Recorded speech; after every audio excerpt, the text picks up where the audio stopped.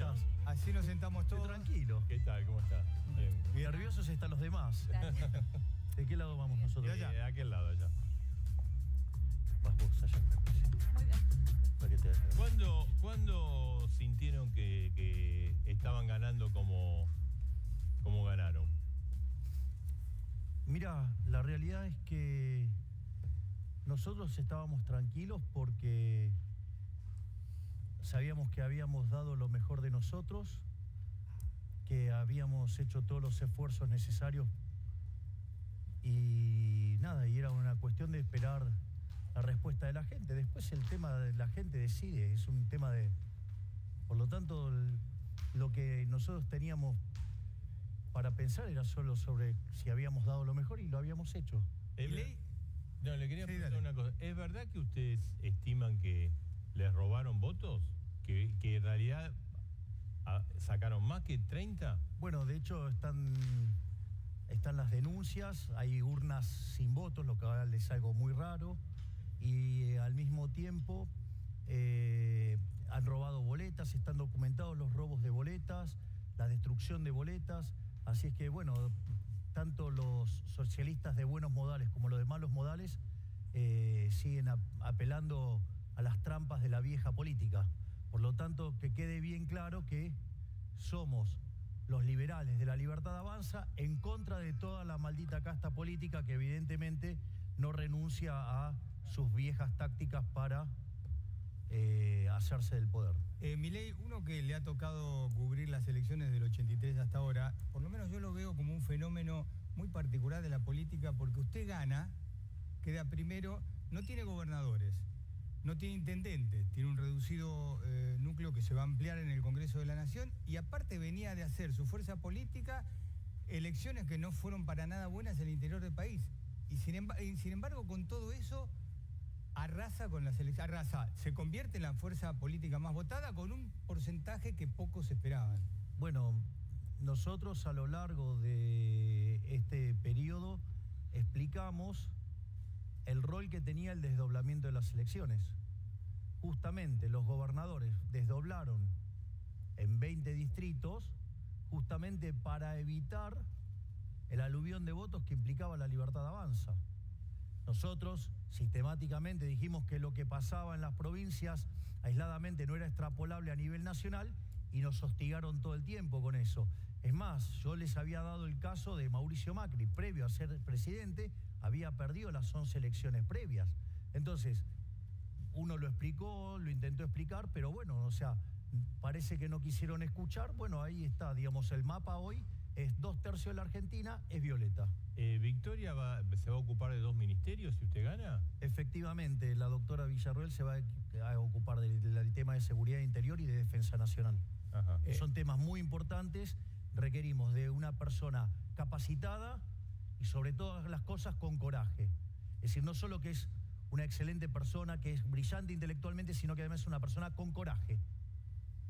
Y ahí, mira que son 2 ministerios complicados, ¿eh? Sí, son ministerios muy complicados, pero además en donde la militancia kirchnerista también ha recalado y ha parasitado, donde hay que hacer una auditoría para saber el estado, por ejemplo, de la seguridad, donde hay 4 fuerzas federales que no actúan coordinadas entre sí, donde tenemos problemáticas como el narcotráfico, la toma de tierras, la usurpación de esas tierras y después los cortes de rutas y piquetes, y esas 3 problemáticas junto con el crecimiento del delito común no han tenido ningún tipo de respuesta por parte del Estado. Milei, para no salir del tema, porque después Marcelo se va a ocupar de todas las cuestiones económicas, ya que estamos en los ministerios, usted dijo que va a eliminar 11 ministerios, yo le quiero preguntar puntualmente por uno de esos 11, que es el Ministerio de Salud. Usted lo quiere eliminar con la Secretaría. ¿Qué va a pasar en la Argentina? A ver, el Ministerio de Salud. No, pero, bueno, a ver, este gobierno puso Ministerio de Salud y tendríamos que haber tenido 30.000 muertos por COVID, acorde a un país mediocre, y tuvimos 130.000. Por lo tanto, digamos, tener Ministerio de Salud, eso no modificó. Digamos, no, pero ¿usted qué haría? Y estuvo el vacunatorio VIP. Sí. Digo, con lo cual, digamos, eso no es un elemento que prueba nada. Digamos, usted puede tener, mire, probablemente pocos países tengan tantos ministerios como Cuba. No, está bien, pero ¿qué va a hacer? No, pero sin Ministerio de Salud? primero quiero acomodar la discusión. Que digamos, o sea, el rótulo que usted le ponga a una cartera, digamos, no significa que usted lo vaya a resolver. Y no significa que vaya a ser eficiente. Exacto. Ahora, nosotros lo que estamos proponiendo es un ministerio que se llama el Ministerio de Capital Humano. El Ministerio de Capital Humano tiene 4 grandes áreas. Tiene una que es niñez y familia, un área que es la de salud, una que es de educación y otra que es de trabajo. En ese sentido, nosotros queremos cambiar la lógica de la política social. Básicamente, pasar de un sistema asistencialista, donde le dan el pescado a la gente, a un modelo, ¿sí?, donde les enseñamos a pescar. Es decir, ¿por qué? Porque el concepto de capital humano explica 70% del crecimiento económico. Y el capital humano tiene 2 dimensiones. Tiene la dimensión salud, que fue muy importante durante el siglo XIX, y tiene la dimensión educación y formación en la práctica. Entonces, usted necesita darle contención ya desde cuando llega a los chicos, porque cuando es el momento en que se forma la cabeza. Sí. Al mismo tiempo usted le tiene que dar salud, porque si la gente o no está formada intelectualmente bien o no tiene salud, no pueden educarse. Hoy, digamos, los colegios son más comederos que en el fondo lugares donde se toman herramientas. Y al mismo tiempo, la educación integrada, ¿para qué? Para que las personas puedan salir al mundo del trabajo. Aquellos que dicen que los programas sociales se pueden eliminar de un día para el otro, mienten, ¿sí? Estos son reformas que van a demandar por lo menos 15 años. Javier, pero esto que usted está diciendo ahora, ¿no es el teorema de Baglini? O sea, usted ganó, tiene grandes chances de ser presidente, entonces ahora empezó a recoger el barrilete. Eso es falso. Digo, eso es falso. No lo puedo hacer el primer día. No. A ver, eso es falso. No, eran las medidas de tercera generación. Barrera? A ver, no. Todo lo contrario. Y lo voy a explicar nuevamente.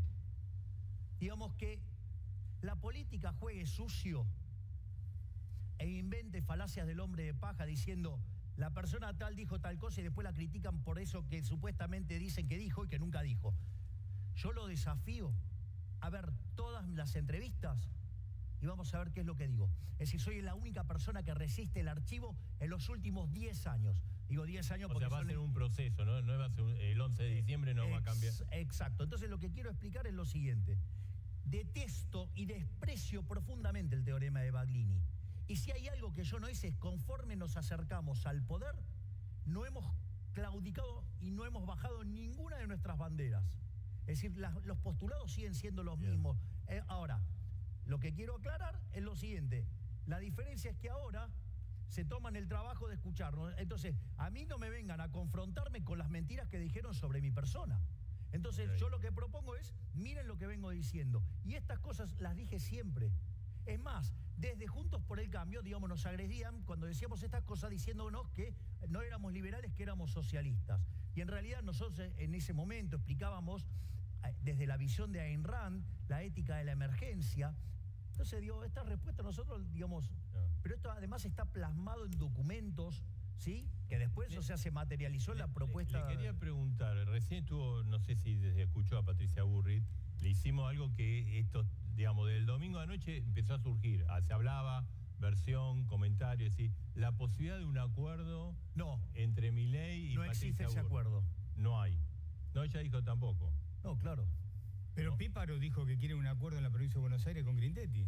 Es de su candidata a gobernador. Yo no escuché que Carolina haya dicho eso. Eso es otra mentira que impulsaron desde Juntos por el Cambio. Claro. Nosotros estamos ¿por qué para... no? A ver, nosotros porque estamos... veo que Macri quiero... tiene esa teoría de... A ver, digo, después si quiere hablamos de las charlas que puedo tener o no con el ingeniero Mauricio Macri. Sí. Vamos por partes. No hay ninguna forma de acuerdo, digamos, o sea, digamos, con Juntos por el Cambio. Nosotros estamos preparados para ir y hacerle el takeover a Kicillof en la provincia. Nosotros estamos para ganarle la provincia de Buenos Aires. Nosotros vamos a redoblar los esfuerzos para que el tamaño violeta del mapa argentino aumente, en especial en la provincia de Buenos Aires. Y si tanto estaban tan preocupados lo de Juntos por el Cambio, que se gana o se pierde por un voto, que se bajen ellos, que en el fondo sacaron menos votos. Porque también hay que marcar esto, porque acá lo que cuenta ahora son los votos de los niveles individuales, porque cada uno va, o sea, Massa va a tener que ir a buscar los votos de Grabois, Y Bullrich va a tener que ir a buscar los votos de Larreta, que tiene más afinidad con los votantes de Massa que con los de ella. Sí. Vamos a dejar bien en claro lo que dijo Carolina Píparo, porque le preguntan si... Puede ser que el periodista haya puesto otra cosa que hacen regularmente, aviso. Espere que le cuento. Le preguntan, bueno, estamos abiertos a quien se sume, quien se quiera sumar. Dice, si Grindetti estuviera convencido de venir a defender las ideas de la libertad, de la libertad, por supuesto hay lugar para él. A ver, lo voy a poner en estos términos. Una cosa quiere decir que estemos abiertos a recibir gente, otra cosa es muy distinta, es hacer una alianza. Es decir, si Grindetti cree que las ideas de la libertad son la correcta, que se baje y, digamos así, Carolina Píparo gana caminando la provincia de Buenos Aires y no se la regalamos al kirchnerismo, que era el argumento que recurrentemente utilizaban los fascistas de Juntos por el Cambio para atacarnos a nosotros. Javier, vio que lo está acusando a usted, bueno, a la fuerza, ¿no?, de este lío con el dólar. Dice, ganó Milei, está imprevisto y explotó todo. Y bien, bueno, eso también es algo que se dedica a promover Juntos por el Cambio y sus periodistas alineados. Sí, pero también en el mundo económico. Bueno, a ver, eso lo voy a explicar. Fue una sorpresa. Lo voy a poner al revés, vamos al revés. Sí. Pregunta, digamos, ¿yo estoy emitiendo pesos en el Banco Central? No. ¿Yo soy el culpable de la sequía? No. ¿Yo soy el culpable de lo que pasa en el mundo? ¿Yo soy el culpable del déficit fiscal? ¿Yo tengo culpas por el cepo? Ninguna de esas cosas, digamos, tiene que ver con nosotros. Por lo tanto, digo, esto es un problema de gobierno que hace mal las cosas. No. A ver, o sea, esto explota porque la situación estaba ahí. A ver. Contenida. Exacto. A ver, Argentina tiene, en el plano monetario, tiene unos desequilibrios fenomenales. Tiene un desequilibrio de sobrante de dinero peor que el que había previo al Rodrigazo en el 75. Y la relación de los pasivos remunerados en términos de base monetaria está peor que lo que era a inicio del 89, la previa a la hiper. Con lo cual, digamos, o sea, todo ese desastre no lo generé yo, lo generó este gobierno. Punto 1. Punto 2. Además no corrige el déficit fiscal, con lo cual también, entonces hay un problema con la emisión monetaria pasada, la presente y la futura.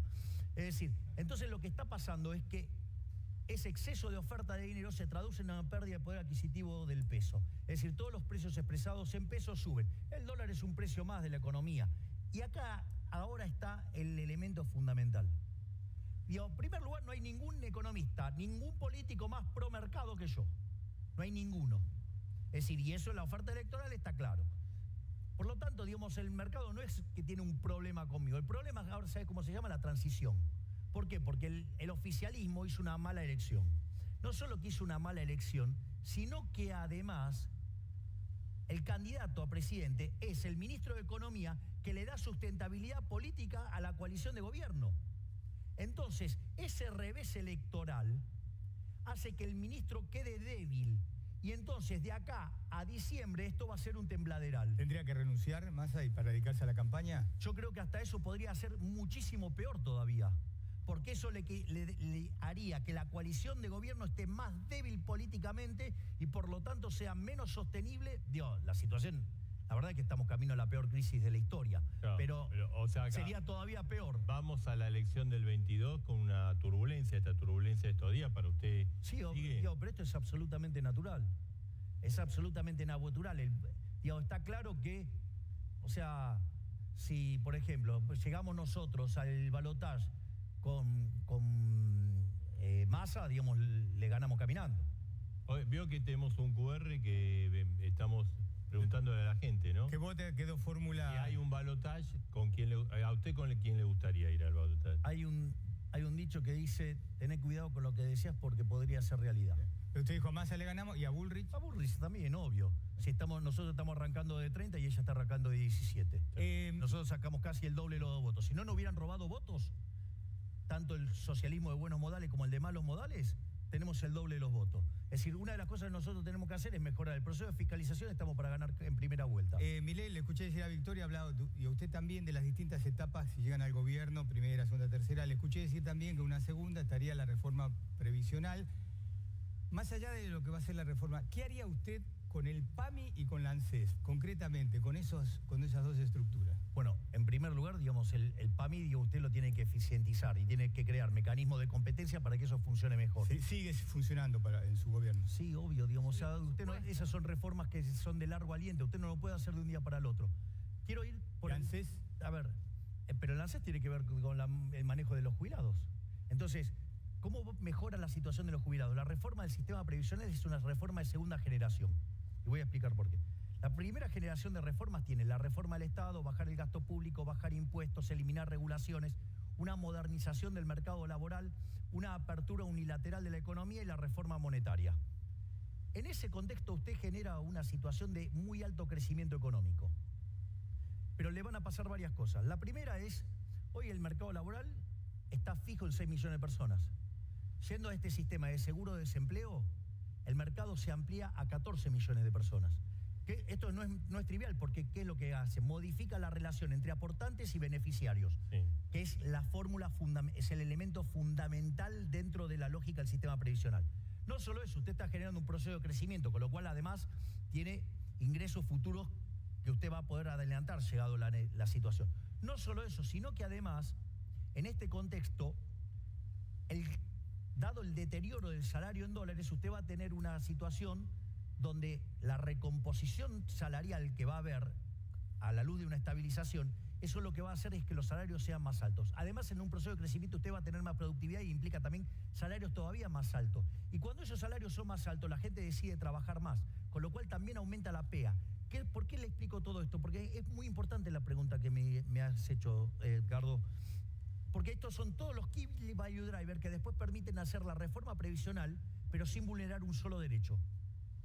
Bien. Victoria, te quería preguntar, varios artistas y jóvenes artistas y muy famosos como Lali Espósito y otros también, lo criticaron a Milei, que tienen miedo de que gane Milei. Bueno, son las opiniones de ciudadanos, nosotros las respetamos como tales. Yo tendría más miedo de lo que está ocurriendo actualmente con este gobierno, en el cual más del 50% de la población está en situación de pobreza, donde te matan y te matan para robarte una botella de sidra, donde los jubilados no tienen ningún tipo de dignidad y comen un churrasco por semana en un país de semejante riqueza. Definitivamente a mí lo que me da miedo es la situación a la que nos está sometiendo tanto el oficialismo como la denominada oposición. Por lo tanto, creo que nosotros dos no respondemos por nada del pasado ni tenemos responsabilidad alguna en el desmadre de este país, y lo que estamos ofreciéndole a la población argentina es principalmente darle voz a un montón de ciudadanos que hasta el día de hoy no la tienen, y que por esa razón, y yendo un poco al tema del acuerdo o no con otras coaliciones, debo decirte que nosotros, si hay algo que vamos a hacer, es honrar el voto de los ciudadanos que apostaron por la fórmula Milei-Villarruel, y vamos a tratar de alguna manera no solo de fidelizar y de valorar aún más ese voto, sino de presentarle más opciones al resto de aquellos que no se han presentado en las elecciones. Quería preguntar, antes le iba a preguntar, ¿cómo fue el reencuentro con los Martínez? Porque usted lo dejó en una... No, todavía no pude. ¿No? ¿Cómo que no? Yo dije que se había juntado con Cona y los 4 perros que usted había dicho que se habían encontrado. Pero el tema es que hace 3 días que no duermo. Claro, bueno. No los vio. Todavía ¿Pero cómo no lo hace 3 días que no duerme? Y sí, Dios, ¿saben cómo me tiene el teléfono? ¿Y qué dice aquellos que dicen que Milei está loco? Bueno, la realidad es que la diferencia entre un genio y un porque loco... cuando usted le agradeció a los perros, todo eso... A ver, yo voy a ponerlo en estos términos. La diferencia entre un genio y un loco, ¿sabe cuál es? El éxito. El 22 de octubre hablamos, si estoy loco o soy un genio. Está bien. Milei, ¿hay muchos amigos ahora nuevos estos 3 días? Sí. Y números nuevos aparecen un montón. Sí. Milei, yo le quiero hacer la pregunta, porque hoy fue el tema de la polémica del CONICET. Pero quiero ser sincero con usted, como siempre soy, que soy parte interesada, porque yo tengo un hijo científico que fue becario del CONICET, fue investigador del CONICET. El sector privado no da trabajo en la Argentina, se tuvo que ir del país, y le hago y ojo que yo soy crítico. Y además es una preocupación de la comunidad científica. Exactamente, que lo critico. Pero además soy crítico del CONICET, porque tiene a los becarios de una manera trabajando realmente que no es buena, porque le paga poco salario y no hace aporte jubilatorio, con lo cual van a tener problemas el día que se jubilen. Dicho esto, para que sepa que hay una parte que me toca, porque yo quiero a los investigadores y al CONICET, ir al sector privado a mí me parece muy difícil, porque el sector privado no quiere investigar en la Argentina, investiga en el exterior. O investiga lo que quiere. O investiga poco, gracias. O investiga poco, o lo que vamos quiere. Vamos por partes. El hecho de que las personas se vayan es parte de la tragedia argentina, como consecuencia de al lugar al que nos trajeron los mismos de siempre, ¿no? Sí. Porque, digamos, con los mismos de siempre, una Argentina distinta es imposible. Digo, eso es lo que nosotros sostenemos. Y nos trajeron hasta acá. No hay oportunidad de trabajo. El sector privado, la cantidad de empleo del sector privado formal está clavado en 6 millones de personas. También, pero el tema de investigación es otra cosa, no les interesa. No, pero yo les quiero... pero de vuelta, ahora voy a contestar. Sí. Yo no es que no voy a contestar, estoy haciendo una pintura macro del problema que usted me está comentando, que su hijo se fue. Y estoy explicando por qué pasa. Ojo, yo defiendo al CONICET porque hizo grandes investigaciones y tiene grandes investigadores.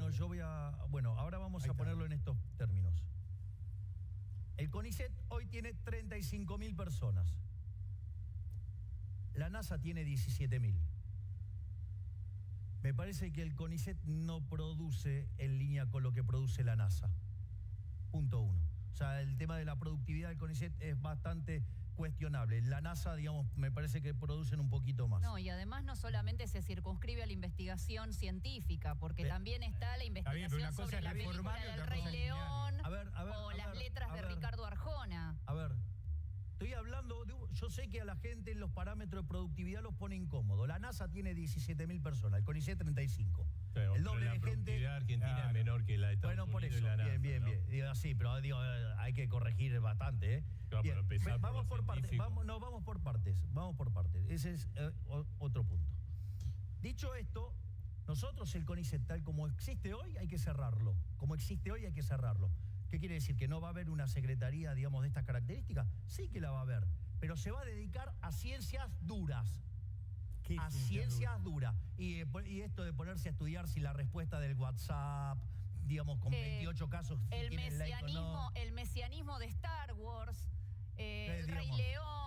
Bueno, pero investigan de todo, hay gente que investiga el desarrollo. Este país es un país que, digamos, la verdad, se va a hay inventos, por ejemplo, le conozco, bueno, usted no tiene problema porque tiene mucho pelo, pero hay un CONICET inventó, utilizando una planta de La Rioja, un mecanismo para que crezca el pelo. Bueno, está en la lucha contra el cáncer. A ver, si fuera ese caso, lo puede resolver el sector privado, lo podría haber hecho sin ningún tipo de problema, entonces. ¿O acaso eso no es algo que demanda el sector privado? No vamos a discutir esto porque no es... Hay otros temas, bueno, pero yo digo, no es así, entonces usted no va a tener investigadores en la Argentina. Lo que pasa es que el sector privado investiga donde ve algo de lucro, y por ahí hay que investigar otras cosas. Pero de vuelta. Es obligación del Estado investigar. ¿Quién le dijo que es obligación del Estado? Sí, no, a ver, Edgardo, por favor. Lo único que le pido es que por favor no se altere al preguntarme. Lo haga de manera más tranquila. Estamos hablando tranquilo. Yo entiendo que puede estar involucrado emocionalmente con lo del hijo, pero eso no le da derecho a tratarme mal. No lo trate mal. No, digo, vamos a poner los puntos sobre la mesa. Está un poco con los periodistas y dice los corruptos, pero la gran mayoría, no sé, hay corrupción como puede haber en todos lados, pero la gran mayoría de los periodistas somos honestos, preguntamos, en nuestra tarea es quizás incomodar. Bueno, promuevan entonces la eliminación de la pauta, pónganse todos de acuerdo para que termine la pauta oficial y para que todos compitan lealmente. Yo no tengo problema. Bueno, digo, por eso, bueno, entonces apoyen la iniciativa de que haya libre competencia. No hay ningún problema. Porque digamos, ese subsidio hace que algunos, digamos, se conviertan periodistas militantes. No quiere decir que sea corrupto. Bueno, digamos, pero rechácenlo, vamos. En todo caso, peleemos para que eso termine. ¿Sabe por qué? Porque lo emparenta con el kirchnerismo, se la agarra con el periodismo. No. Bueno, digamos, si ellos tienen periodistas militantes, pero hay periodistas, digamos, así como existe ese 5N, tienen un canal paralelo de Juntos por el Cambio que hace lo mismo. Milei, si llega al gobierno, ¿cuál va a ser su relación con el Papa Francisco? ¿Que fue siempre no o tuvo algunos cortocircuitos? Bueno, lo respetaré como el jefe de la Iglesia Católica. Y a propósito, discúlpame, y a propósito de los recortes del gasto público, el Estado aporta a los cultos religiosos, a los colegios, exenciones impositivas, a los obispos. ¿Qué va a hacer con todo eso? En principio, todavía eso no se puede modificar. Vos tenés que hacer un montón de reformas antes para poder avanzar en eso. Incluso constitucional. O sea, eso, hay cosas que y nosotros no estamos por reformas constitucionales. Javier, bueno, uno de sus caballitos de batalla y que ha tenido, que fue un hit, la dolarización. Sí. Que algunos dicen... Todos los días me dan la razón. No, que algunos dicen que, bueno, esto es un delirio, Ojo. Y además, pero le quiero preguntar, ahí está, ¿no?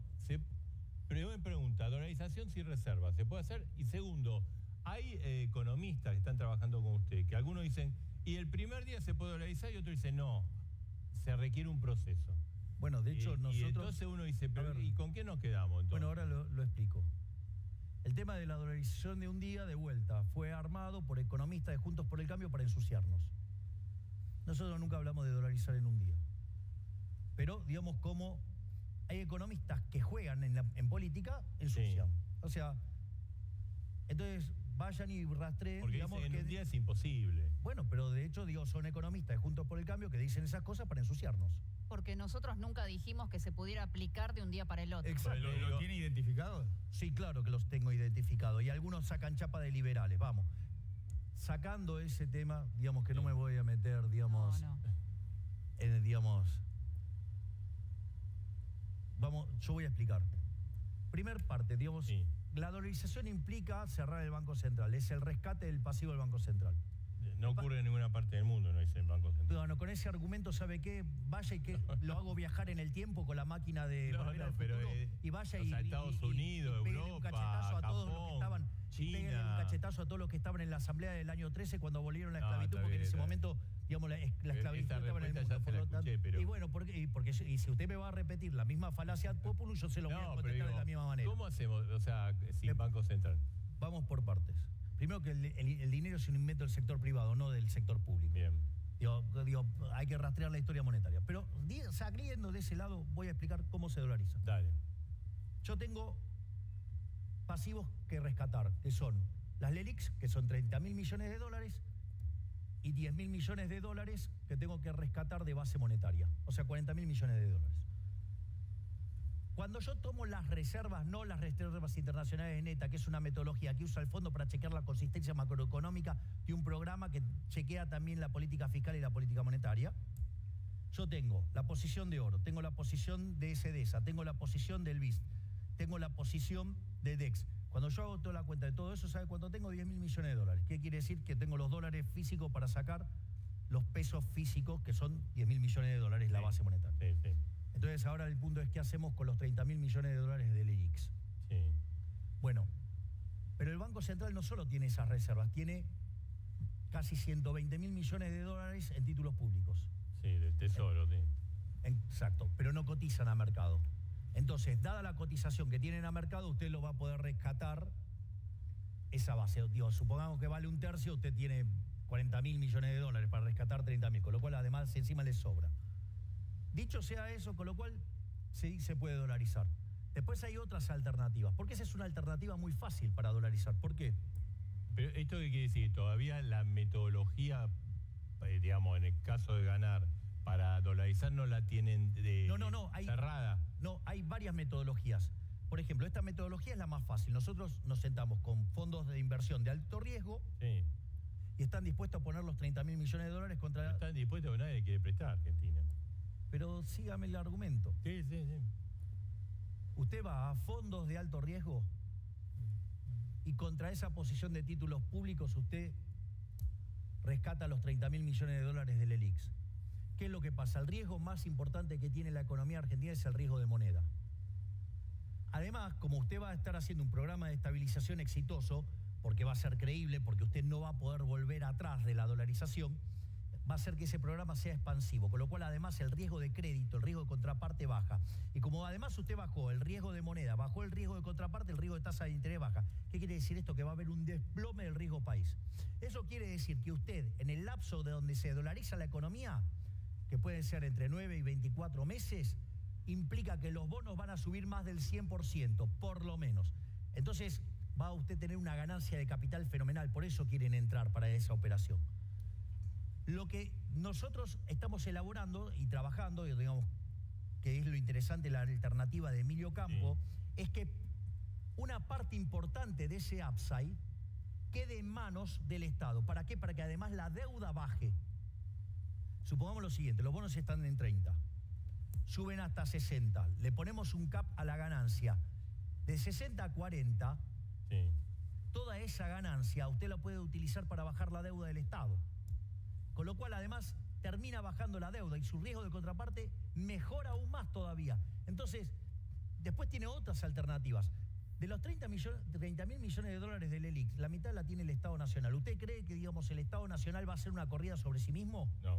Ok, entonces necesita 15.000 millones. Javier, entonces, fíjese si usted no va a poder comprar un seguro, ¿sí? Hacerse de un seguro poniendo de garantía lo que títulos pasa, por 120.000 o sea, millones. Lo que le estoy teóricamente diciendo es que, le entiendo, pero lo que es cierto es que Pero, Dios, nadie entonces, le quiere prestar a Argentina, ¿no? pero de vuelta, pero usted va a estar entrando en un modelo donde usted va a generar una ganancia de capital, donde usted mismo se determina la ganancia de capital. Digamos, o sea, si usted pudiera hacer algo que donde usted determina las propias condiciones, donde usted va a tener la tasa de ganancia, no lo va a hacer, digo, sería una locura, digo, es plata tira en el piso. Javier, le quiero hacer una última consulta. Lo llamaron del fondo, Sí, ¿no? Sí, tenemos la reunión el día viernes a las 10 de la mañana.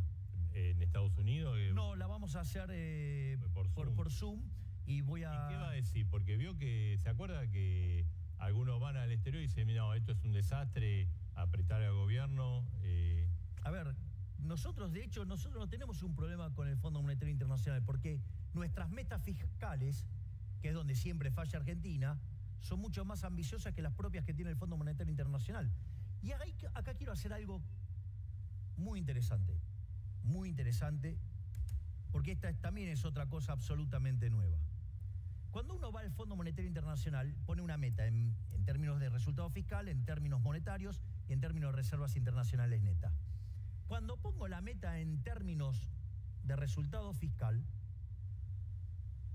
el fondo dice, bueno, este tiene que ser el resultado fiscal y la forma en la cual se accede a ese resultado lo decide un gobierno, lo decide el gobierno. En general, desde el 52 en adelante, todos los gobiernos que hicieron aumentaron impuestos. Bueno, esta vez el ajuste lo va a pagar la política. Nosotros vamos a hacer un ajuste más fuerte que el que pide el fondo, pero la cuenta se la vamos a pasar a la política, porque vamos a terminar con la obra pública, yendo el sistema de iniciativa privada a la chilena, vamos a terminar con las transferencias discrecionales, vamos a eliminar los subsidios económicos, vamos a privatizar empresas del Estado y vamos a tratar de terminar con los regímenes de privilegio. Milei, dos cosas muy breves porque tengo que tener. ¿Portación de armas, sí o no? A ver, Dios, ¿se lo puedo dar a ella? No. A ver, nosotros tenemos una legislación vigente, lo único que queremos es que aquel ciudadano que está en condiciones de solicitar la tenencia legítima de armas pueda hacerlo, sin ser de alguna manera desalentado por el mismo Estado como está ocurriendo hoy. Y la última, para que no diga después que estoy contento, ¿le puedo hacer una pregunta sentimental del corazón? ¿Sentimental? Sí. Daniela fue novia suya. Daniela fue mi novia. Espere que le hace la pregunta. No sabe que le voy a preguntar. Estuvo con Lucich y Payare, habló muy bien de usted. Dice que siempre va a estar agradecida, además, que lo quiere mucho, siempre va a estar agradecida por lo que usted hizo por su hija. Y le preguntó si había alguna posibilidad. Hice lo que haría cualquier ser humano de bien. Y no hice nada extraordinario. Bien, solo lo acompañé en una situación delicada. Bueno. Y le preguntaba, ¿te podrías reconciliar con Milei? Y ella dice, mira, yo no hago futurismo, la escuché bien, dice, no digo ni sí ni no me gusta hacer futurismo. ¿Hay alguna posibilidad de A ver, yo le voy a explicar algo. Yo tuve una maravillosa relación con Daniela.